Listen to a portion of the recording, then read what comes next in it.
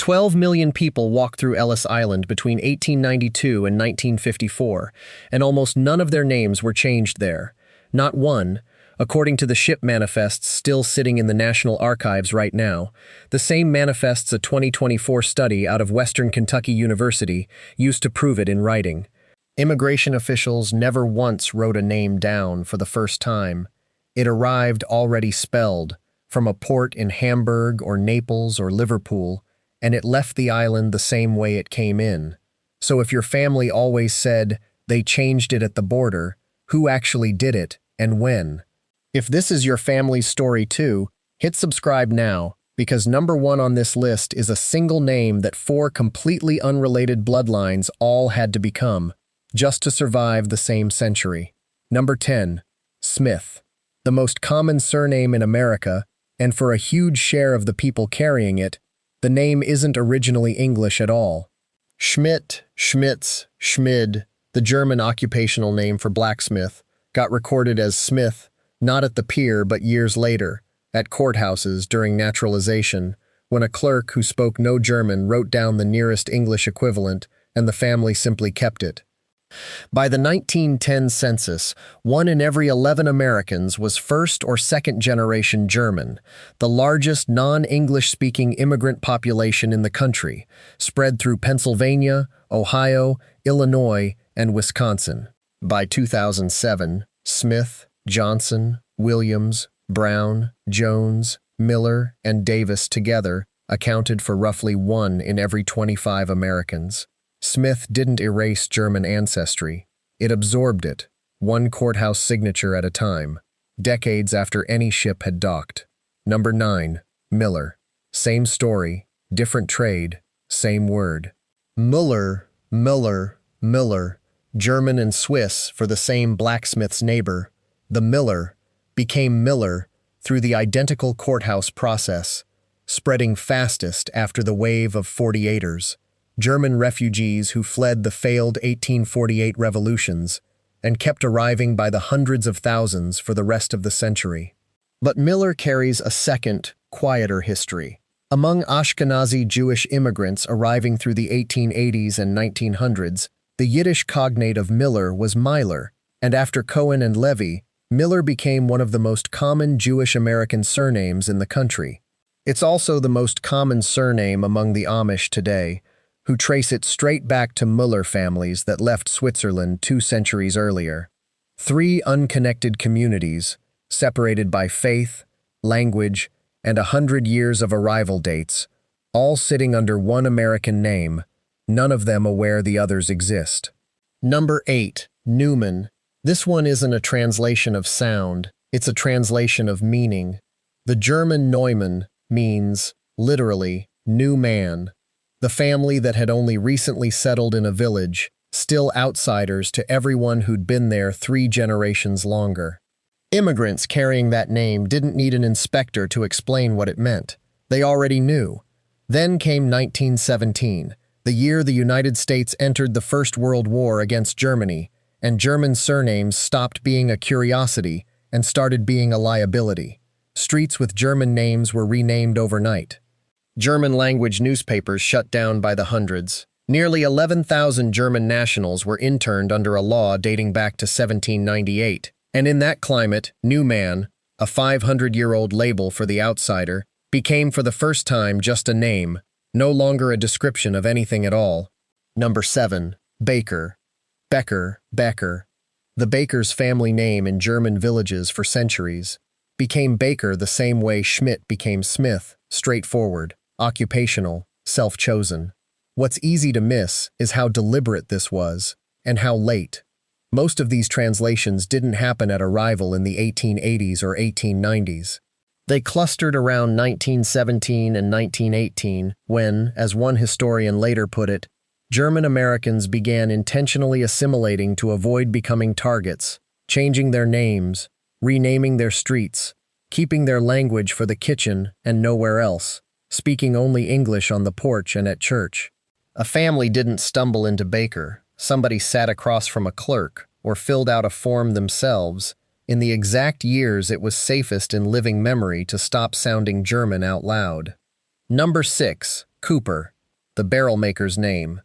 Kufer in German, and in a country that ran on barrels for flour, whiskey, gunpowder, and salted fish, a cooper's trade name traveled with the family into English almost automatically, since the trade itself was in constant demand from the docks of New York to the distilleries of Kentucky.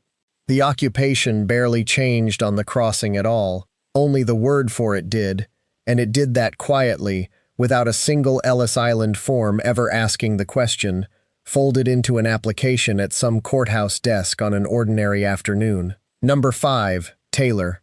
Schneider, the German tailor, walked the same road. So did some Yiddish-speaking families whose trade name, Portnoy, meant the identical thing in a different alphabet, part of the roughly 2 million Eastern European Jewish immigrants who arrived between 1880 and 1924, fleeing pogroms and conscription. Two separate immigrant communities, arriving decades apart, from different countries, speaking different languages, landing on the same English occupational surname because the trade itself hadn't changed. Only the country asking them what to call it had, and it asked in English, at a desk, long after any inspector had stopped caring what they were called. Number 4. White. Here the convergence gets bigger.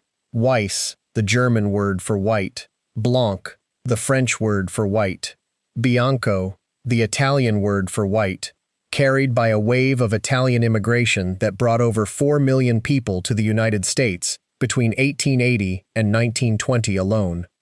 3 immigrant communities that never met each other in Europe all arrived at the identical English surname because they were all describing the same thing, a coloring, a trade, sometimes just a nickname, in 3 different languages that happened to translate into one English word. White isn't an American name that erased 3 European ones.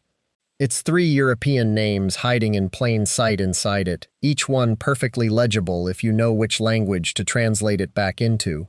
Number 3. Young.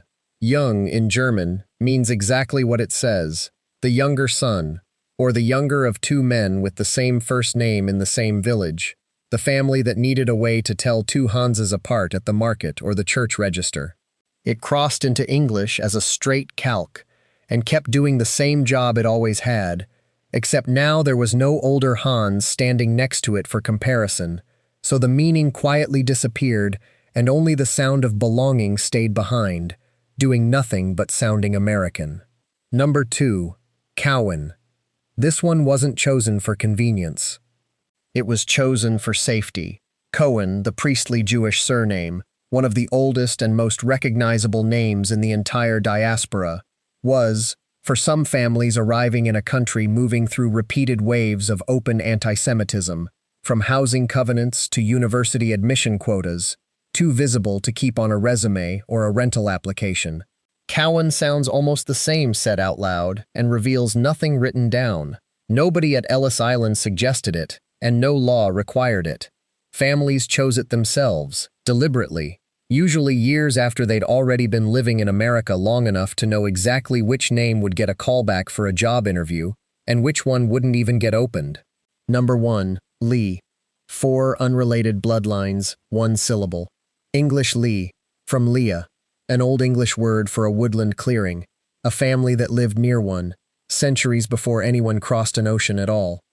Korean-y, romanized as Lee, Yi, or Ri, depending on which transliteration system was standard the year the paperwork was filed, a spelling made famous by South Korea's first president, Syngman Rhee, and carried by the wave of Korean immigrants who arrived after the 1950s.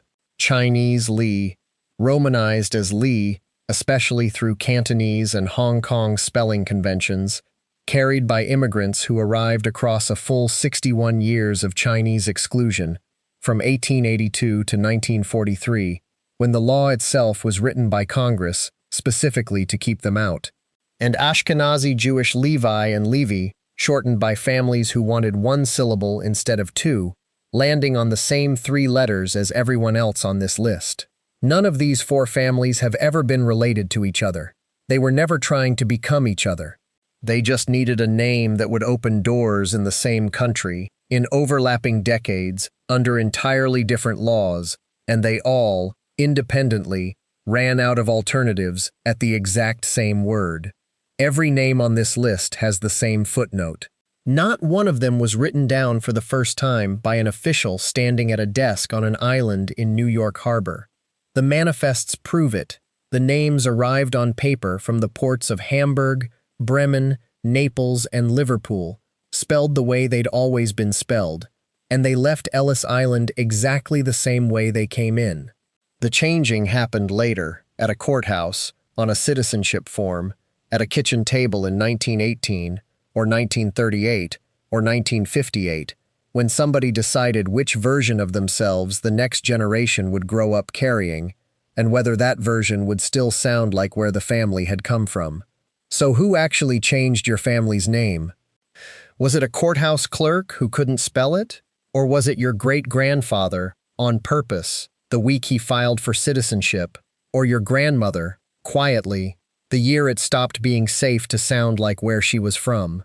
Drop your surname in the comments, the original version if you know it, and what it became. Somebody in your family remembers exactly which day that decision got made.